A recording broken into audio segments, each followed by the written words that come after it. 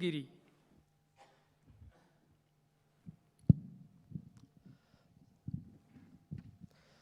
सम्मान्य सभामुख महोदय, हाम्रो देशको राजनीतिक परिवर्तन र विकासको क्रममा देशले पटक पटक विभिन्न असमान सन्धि सम्झौताहरू अपमानपूर्ण किसिमले बेहोर्नु परेको छ। 2007 सालदेखि यताका विभिन्न राजनीतिक घटनाक्रमहरूमा हामीले त्यस्ता कुराहरू भोगेका छौँ। कतिपय त्यस्ता असमान सन्धि सम्झौताहरूका घाउहरू आज हाम्रो मातृभूमिमाथि छँदैछन्।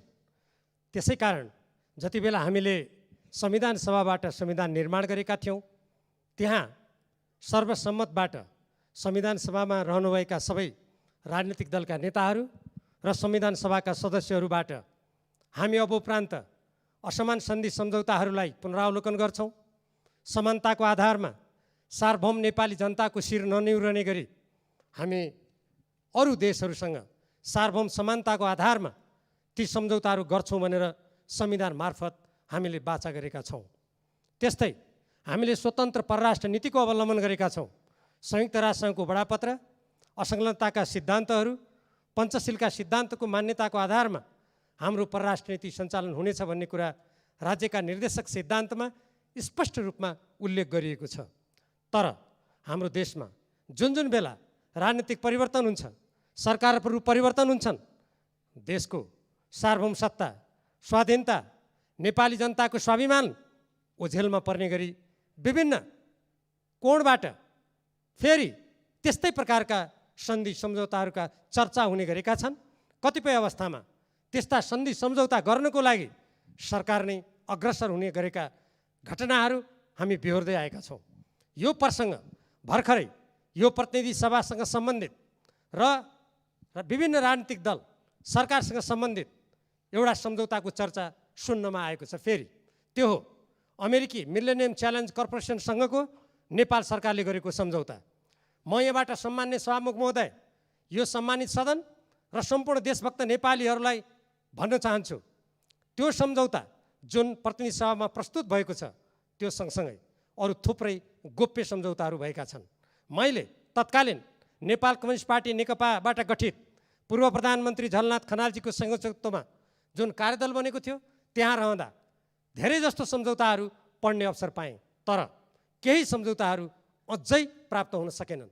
उदाहरणको रूपमा जब प्रतिनिधि सभामा त्यो सम्झौता अनुमोदन भएको छैन भने त्यसको कार्यान्वयन सम्झौता कसरी हुन्छ? सम्झौता अनुमोदन नभई नुवाकोटका ती जग्गाहरू अधिग्रहण कसरी हुन्छन्? त्यसको कार्यालय कसरी खुल्छ? र एउटा 5 तारे होटलमा त्यसको कार्यालय खुलेर नेपाली जनताको राजस्वबाट, टेलिभिजन र रेडियोबाट त्यो अनुदानको प्रशंसाको गीत गाउने कुरा कसरी हुन्छ? सबभन्दा पहिले नेपाली जनताको सार्वभौम अधिकारको अभ्यास गर्ने यो संसदले त्यसको बारेमा निर्णय गर्नुपर्छ। तब मात्र त्यसको कार्यान्वयन सम्झौता हुन्छ। कसरी? अरू त्यसका कार्यालयहरू कसरी खुल्छन्? तब हुनुपर्ने हो। यसबाट के देखिन्छ भने जसरी पूर्व प्रधानमन्त्रीहरूबाट केही समय अगाडि नेपालमा बाह्य हस्तक्षेपतर्फ सङ्केत गर्दै एउटा वक्तव्य प्रकाशित भएको थियो, यो गतिविधि सम्भवतः उहाँहरूको वक्तव्यले सङ्केत गरिनुपर्ने एउटा नमुना हो।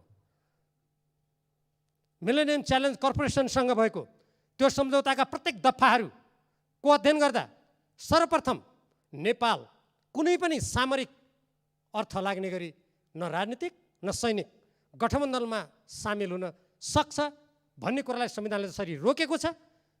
पहिलो कुरा त स्वयं अमेरिकी मन्त्रीहरूले पटक पटक यो मिलेनियम च्यालेन्ज कर्पोरेसन भनेको हिन्द प्रशान्त रणनीतिको अङ्ग हो भन्ने कुरा उहाँहरूले वक्तव्य दिनुभएको छ। मलाई आश्चर्य लाग्छ, जुन देशले आफ्नो कम्पनीको बारेमा त्यस्तो भन्छ, कतिपय मानिसहरूले नेपालमा भनेको म सुन्छु, त्यो होइन।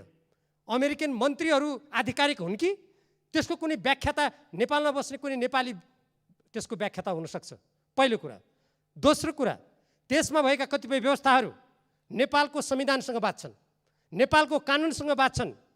नेपालको हाम्रो अरू देशसँग जसरी हामीले पारस्परिक समानताको आधारमा ऋण लिनुपर्ने कुरा, अनुदान लिनुपर्ने कुरालाई जसरी व्यवस्थित गर्नुपर्ने हो, व्यवस्थित गर्दै आएका छौँ, त्योसँग बाँच्छन्। मैले यो कुरा भनिरहँदा कुनै देश विशेषसँग नेपालको कूटनीतिक सम्बन्ध सुमधुर हुनु हुँदैन, कुनै अमुक देशसँग अनुदान लिँदैन पनि मेरो भनाइ होइन।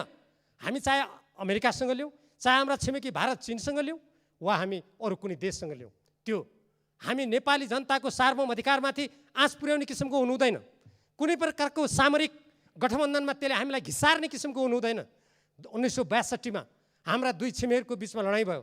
त्यो बेलामा नेपालमा अहिलेको जस्तो बहुदलमा आधारित लोकतान्त्रिक प्रणाली थिएन। तैपनि हाम्रो देश कुनै पनि पक्षमा संलग्न भएन। नेपालले आफ्नो तटस्थलाई कायम गर्यो।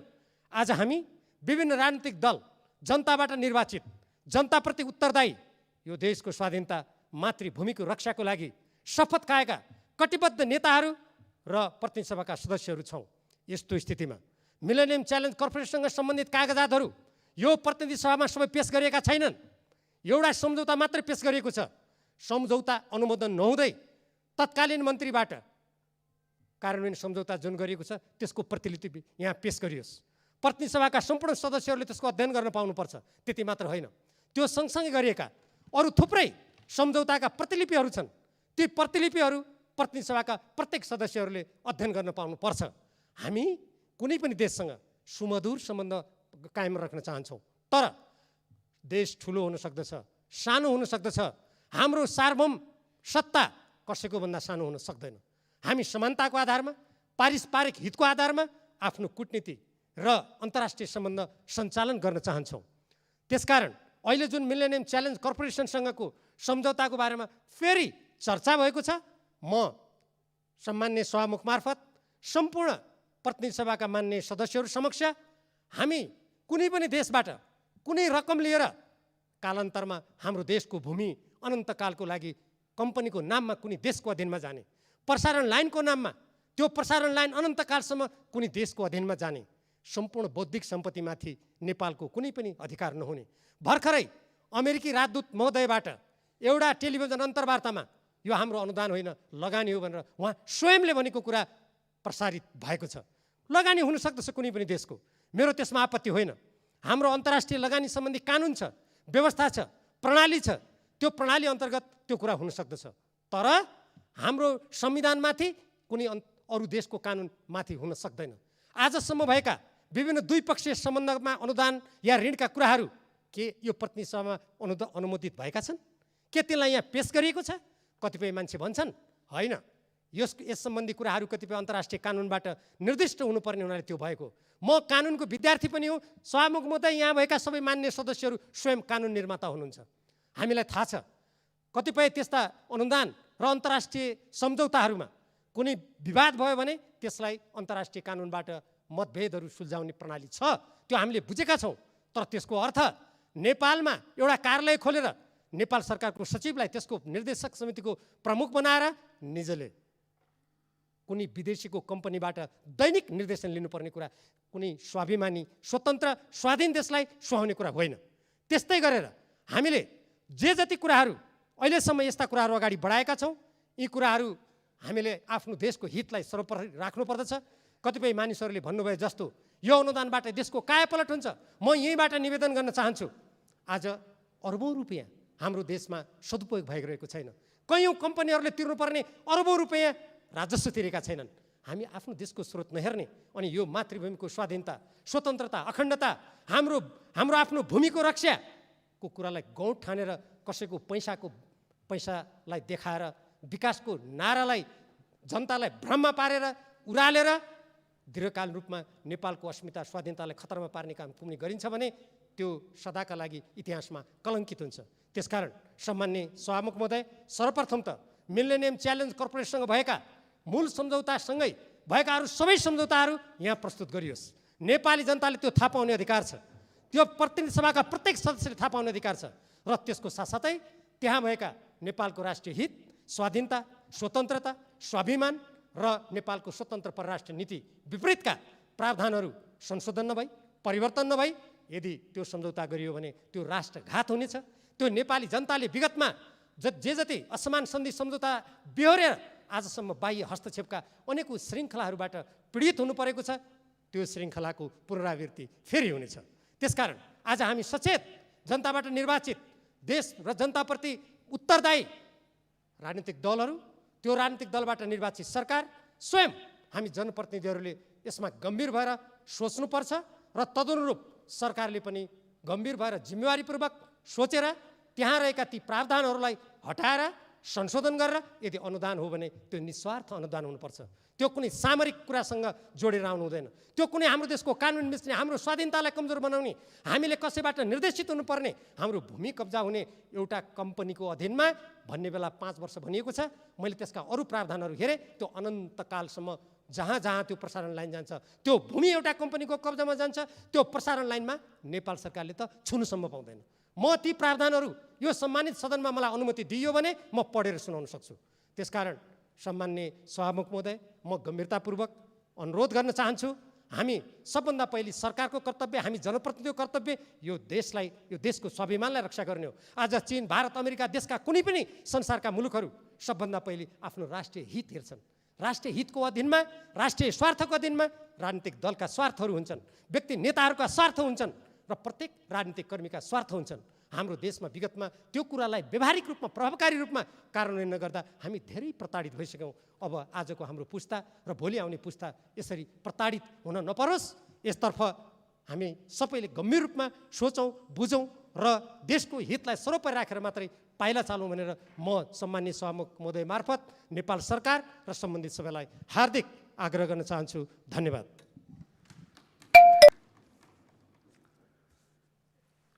माननीय श्री प्रदीप गिरी, समय 9 मिनेट। यसपछि माननीय श्री गिरिराजमणि पोखरेल। सभामुख महोदय, सर्वप्रथम मलाई समय दिनुभएकोमा धन्यवाद दिन चाहन्छु। म मुख्यतः आज मैले झन्डै 55 वर्षदेखि नजिकबाट चिन्दै आएको हाम्रो पार्टीका सभापति शेरबहादुरजीको नेतृत्वमा बनेको सरकारलाई शुभकामना दिउँ भनेर उभिएको हो र शुभकामनाका साथ केही संशय पनि छन्, तिनलाई पनि व्यक्त गर्ने मेरो अभिप्राय थियो र छ। तर मभन्दा पूर्ववक्ता एक अत्यन्त प्रतिभाशाली र प्रतिबद्ध मित्रले, सांसदले अहिले एउटा सम्झौता विशेषलाई केन्द्रमा राखेर अत्यन्त गम्भीर वक्तव्य दिनुभयो। वक्तव्यमा उहाँले दिनुभएको मनुष्यका बारे अहिले म पक्का बोल्ने पक्षमा छैन। एउटा सानो कुरा, तर म उक्त माननीयज्यूलाई र संसदमा रहनुभएका यावत व्यक्ति र शक्ति, सांसद र दलहरूलाई सम्झना गराउन चाहन्छु। उक्त सन्धिको प्रयास संयुक्त राज्य अमेरिकाबाट आएको छ। यस्तो कुनै अर्को प्रस्ताव कुनै दिन हिन्दुस्तानबाट आउला अथवा आइसकेको होला, चीनबाट आउला अथवा आइसकेको होला। युरोप युनियन एउटा शक्तिका रूपमा अगाडि बढिरहेछ, त्यहाँ पनि आइसकेको होला। नेपाल एउटा सानो देश छ, भूगोलका हिसाबले सानो छैन, त्यता नजानु होला। भारत र चीनका छेउमा परेर हामी सानो देखिन्छौँ। विश्वका राष्ट्रहरूका तुलनामा आफूलाई हेर्नुको भने हामी मनकै ठुलो पनि छौँ। संसाधनले हामी रहित छौँ, गरिब छौँ, तर हामी दरिद्र छैनौँ। मानसिकता मात्रै गरिब छ। हामीसँग भएको अक्षय र अद्भुत र अमूल्य प्राकृतिक स्रोतहरू, हाम्रा नदी नालादेखि पर्वतराज हिमालयसम्मका जुन निहित संसाधन छन्, हामीले च्याउन पनि भएको छैनौँ। हामीलाई त विदेशी डलरको मात्रै भोग छ, खोजी छ।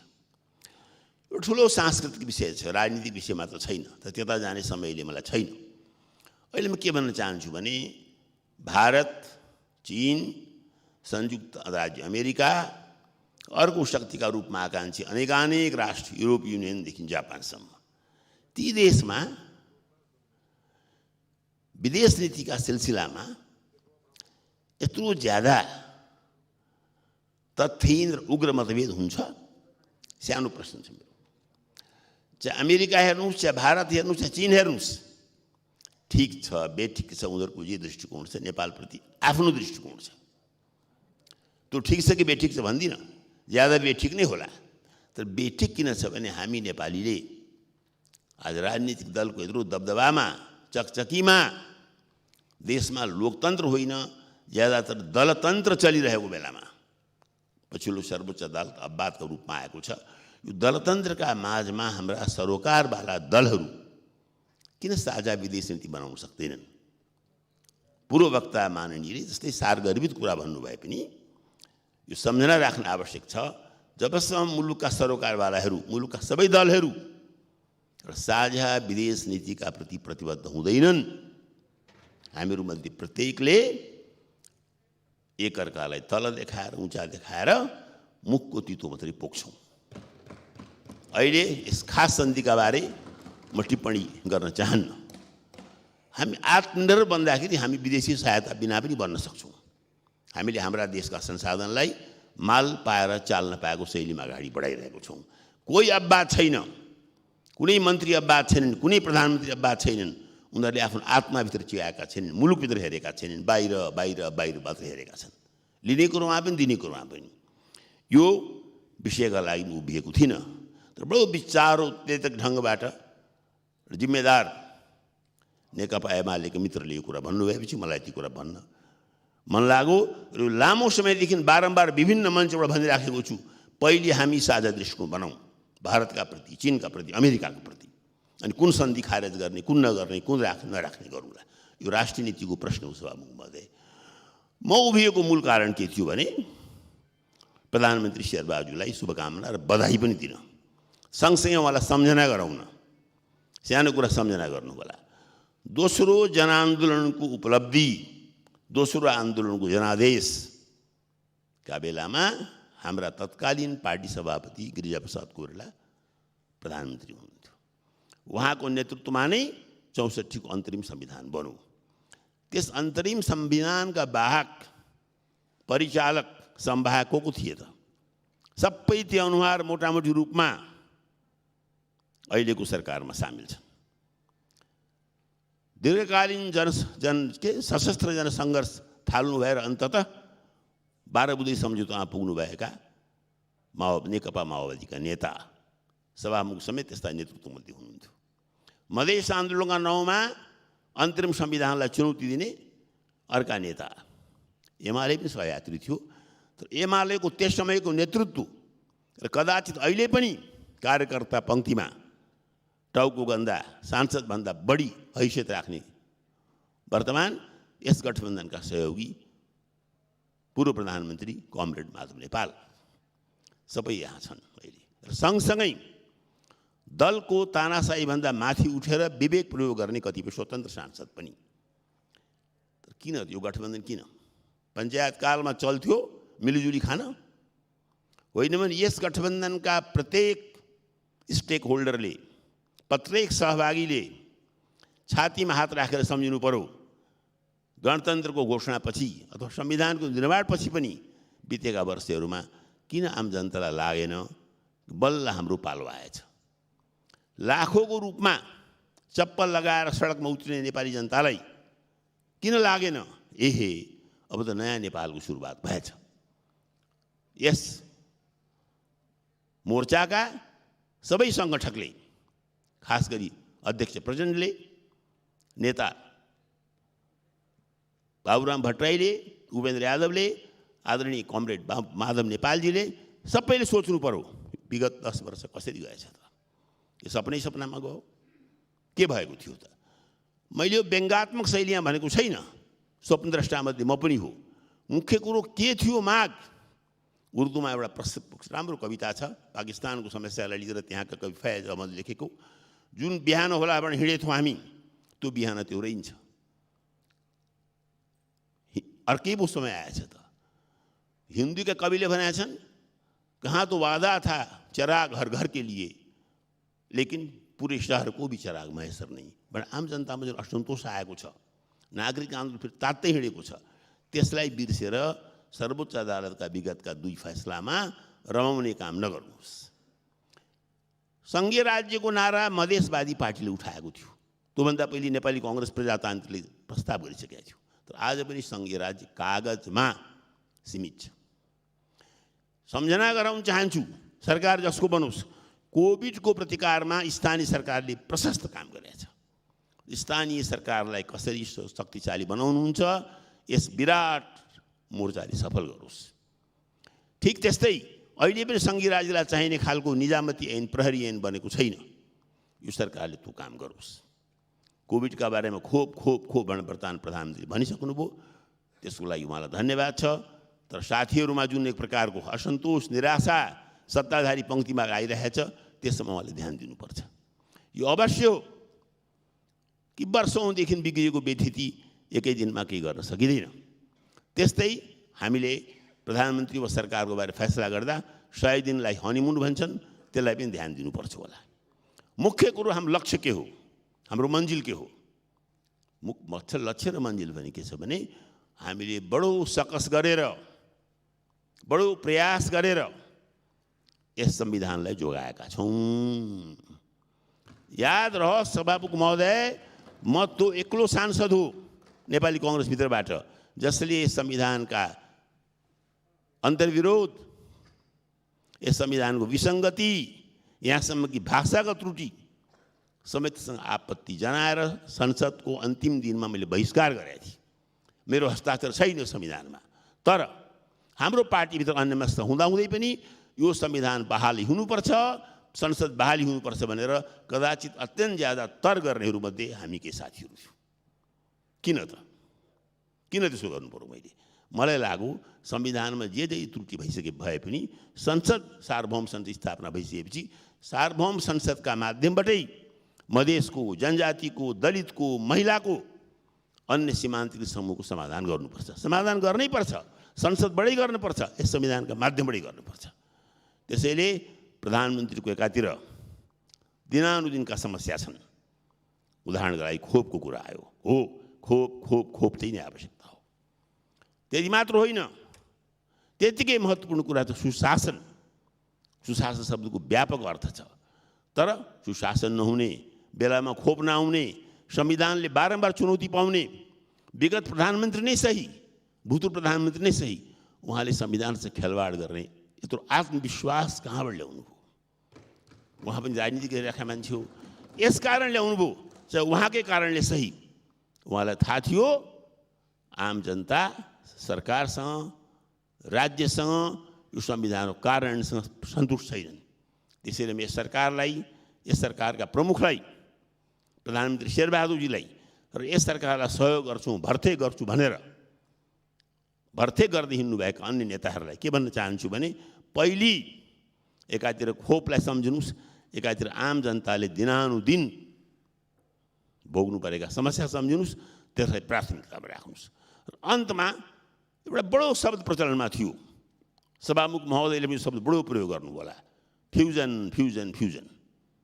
62-63 को आन्दोलन भनिन्थ्यो। दुईटा व्यवस्था देख्यौँ, 5 वर्षमा एकपल्ट चुनाव गर्ने, अखबार छाप्न दिने, मनपरी गाली गर्न दिने, भोट पनि गराउने, लोकतन्त्र भन्ने। मान्छे भोका छन्, नाङ्गा छन्, मरिरहेका छन्, त्यही पनि लोकतन्त्र। अर्कोतिर एकदलीय व्यवस्था चलाउने, त्यसलाई नयाँ जनवाद भन्ने। तर सानो आन्दोलन पनि नगरी सोभियत युनियन हट्नुपर्ने। चीनको भविष्य पनि के हुन्छ थाहा छैन। यी दुईटालाई फ्युजन गर्ने नाममा हामी एक भएका थियौँ। गिरिजाप्रसादको नेतृत्वमा विश्वास गरेर नेकपा माओवादी मधेसवादी सरकारमा आएका थिए। त्यो फ्युजन विगत 15 वर्षमा हामीले कन्फ्युजन बनाएका छौँ। ठन्डा दिमागले नेपाली काङ्ग्रेसका वर्तमान सभापतिसँग बसेर सब कुरो सोच गरेर अध्यक्ष प्रचण्डदेखि अन्य सरकारवाला सबैले राम्ररी सोचिकन विगतका भुलहरूबाट सिकेर एकातिर नेपाली काङ्ग्रेसले सिक्नु परेको छ लोकतन्त्रको रूढ अर्थ, जडसूत्रीय अर्थबाट चल्दो रहन्छ लोकतन्त्र। लोकतन्त्र भनेको 5 वर्षको चुनाव मात्र होइन, लोकतन्त्र भनेको लेख्ने बोले आजादी मात्र पनि होइन, लोकतन्त्र धेरै गहिरो कुरा हो। मैले यहीँबाट चेतावनी दिएको थिएँ प्रधानमन्त्री ओलीलाई, लोकतन्त्र भनेको सङ्ख्यातन्त्र होइन। मैले राजीव गान्धीको उदाहरण दिएको थिएँ, इन्दिरा गान्धीको उदाहरण दिएको थिएँ। लोकतन्त्र सङ्ख्यातन्त्र होइन भन्ने कुरा पूर्व प्रधानमन्त्री ओलीले बुझ्नुभयो। अब यस नयाँ सरकारले बुझ्नु परेको छ लोकतन्त्रको मर्यादालाई राख्दै, लोकतन्त्रको मर्ममा पुग्दै लोकतन्त्रलाई बढीभन्दा बढी र्याडिकल, जनमुखी कसरी बनाउने, यो दायित्व नेपाली काङ्ग्रेसको र नेपाली काङ्ग्रेस सभापति शेरबहादुरजीको हो। लोकतन्त्रको जडसूत्रवादी व्याख्याबाट हामी उठ्नु परेको छ प्रधानमन्त्रीजी। त्यस्तै 21औं शताब्दी आइसकेका छ। 20औं शताब्दीमा फेल भएका सोभियत युनियनको विघटनपछि एकपछि अर्को पूर्वी युरोपका ढल्दै गएका ती अनुभूतिलाई राजनैतिक स्तरमा बुझ्नुहोस्। अहिले अरू देशको नाम लिनु ठिक नहोला, न चीनको त चकाचौध नै सक्कली हो।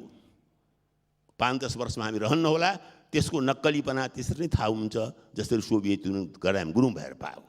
न त नर्थ कोरियाका ती वंशानुगत साम्यवादी नै वास्तविक साम्यवाद हुन्। आउनुहोस् हामी नयाँ किसिमबाट 20औं शताब्दीको इतिहास हेरौँ। 20औं शताब्दीमा तथाकथित बेलायतमा जन्मिएको संसदीय व्यवस्था पनि नाङ्गिएको छ र जनवाद, बहुदलवाद, बहुदलीय जनवाद पनि अल्पमत भएको छ। यिनीहरूलाई नसिकी, यिनीहरूलाई सम्मान नगरी, यिनीहरूलाई नबुझी हामी अगाडि बढ्न सक्दैनौँ। तर सम्मानको नाममा हामीले मात्र पुराना गीत गाएर, पुराना तन्त्र गाएर, पुराना शास्त्र भट्ट्याएर र शास्त्रका किमतमा लोकलाई बुझ्न हामीले छोड्यौँ भने इतिहासमा हाम्रो नाम मात्र रहन्छ। यसपटक यो सरकार असफल भयो भने शेरबहादुर असफल हुन्न, बुझ्नुहोस् सरकारवालाहरूले। यसपल्ट असफल भयो भने कदाचित संविधान असफल हुन्छ। संविधान असफल भएर पनि के बिग्रिँदैन, व्यवस्था असफल हुन्छ। व्यवस्था असफल हुनु भनेको सोच्दा मात्र पनि कहाली लाग्छ मलाई। संविधानमा हस्ताक्षर नगरेको एक व्यक्तिमध्ये म भन्दैछु कि बाटो अर्को देख्दिनँ म, त्यसैले संविधान रक्षा गर्नमा अग्रपङ्क्तिमा आएर बोलेको हुँ, लेखेको हुँ। अब अहिले टिप्पणी गर्ने पक्षमा छैन। एउटा मित्रले हनीमुनको कुरा गर्नुभयो। हो, हनीमुन 100 दिन लाग्छ। 100 दिनभन्दा बढी समय लिनुहोस्, आफ्ना लक्ष्यका बारे स्पष्ट हुनुहोस्। वर्षौँ पहिले यसरी नै सदनबाट बोल्दै मैले तत्कालीन प्रधानमन्त्री मनमोहनजीलाई भनेको थिएँ र काङ्ग्रेसी मित्रलाई सम्झाएका थिएँ। मनमोहनजी भर्खर प्रधानमन्त्री हुनुभएको छ, हेर्दै जाउँ न, नाच्यौँ। त्यसले मैले भनेको थिएँ, हम अभी से किस तरह बेवफा उनको कहें, मंजिल की बात है रास्ते में क्या कहें। यो गठबन्धनलाई पनि आजै आलोचना गर्न चाहन्न म। यस गठबन्धनले आफ्नो लक्ष्य पुरा गरोस्, यो मेरो शुभकामना छ। यसका लागि खास गरी शेरबहादुरजीले आफ्नो नेतासँग शिक्षा लिएर, गिरिजाप्रसाद उदाहरण लिएर, गिरिजाप्रसादले जसरी जाँदा जाँदै जङ्गलमा रहेका हिंसावादीलाई मूलधारामा ल्याउनु भयो, प्रतिपक्षको नेता भएर पनि यस संविधान अन्तर्गत प्रधानमन्त्री रहेर पनि संविधानको मर्म नबुझ्नुभएका पूर्व प्रधानमन्त्री, संविधानको संरक्षक भएर रहनुभएका पूर्ण राष्ट्रपतिलाई पनि हामीले कसरी बढीभन्दा बढी संविधानवादको शिक्षा दिने, यो हाम्रो सबभन्दा ठुलो लक्ष्य हो। ठुलो लक्ष्य आफ्नो ठाउँमा हुन्छ, ठुलो लक्ष्य भन्दैमा दैनिक समस्याबाट मुख चोर्न पाइँदैन। कोभिडका बारेमा कृपया ठोस कदम चाल्नुहोस् र चाँडैभन्दा चाँडै आम जनताले जिन्दाबाद भन्ने खालको मन्त्रीमण्डल बनाएर दुनियाँलाई देखाउनुहोस्।